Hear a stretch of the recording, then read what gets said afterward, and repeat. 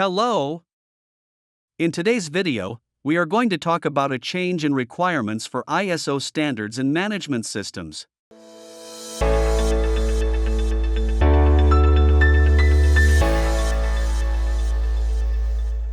If you want to stay updated on topics related to the world of audits and certifications, be sure to follow the QMS channel here on YouTube to receive notifications whenever relevant content like this is posted.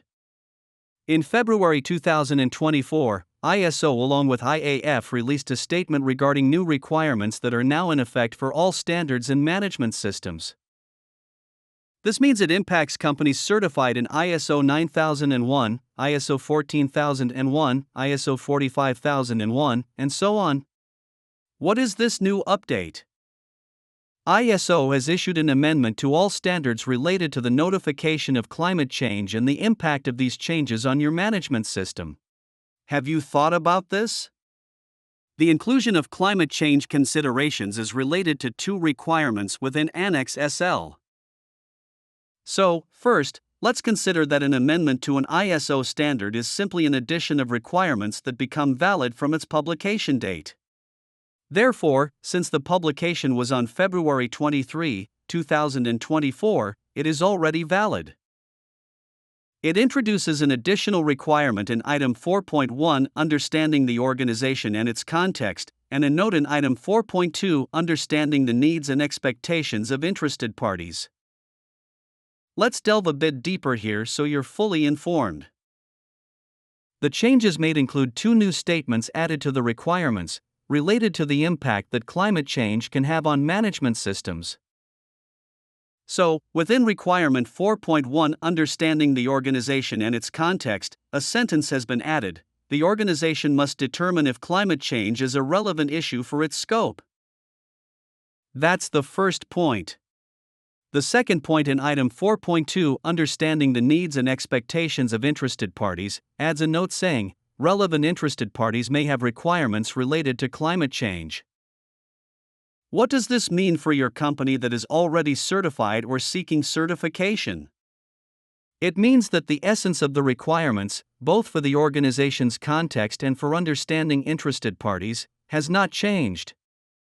The essence of Requirement 4.1, which is to provoke an evaluation of the context in which your organization operates, relating to external and internal factors, remains exactly the same requirement and criteria.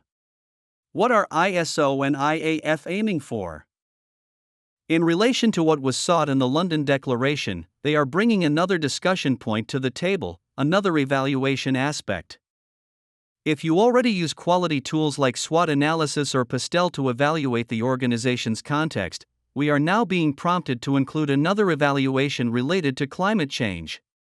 The organization must start evaluating whether the climate changes occurring on the planet are relevant or can impact the certified or seeking certification management system.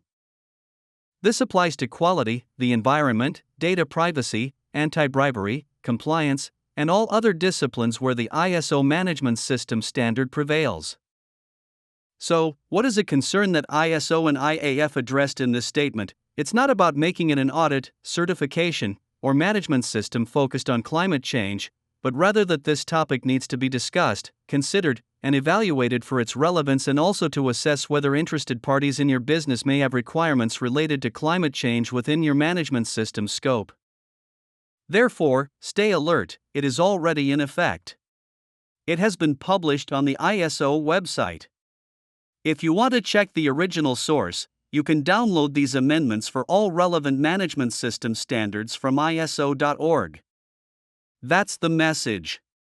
Always stay tuned to our channel for updates.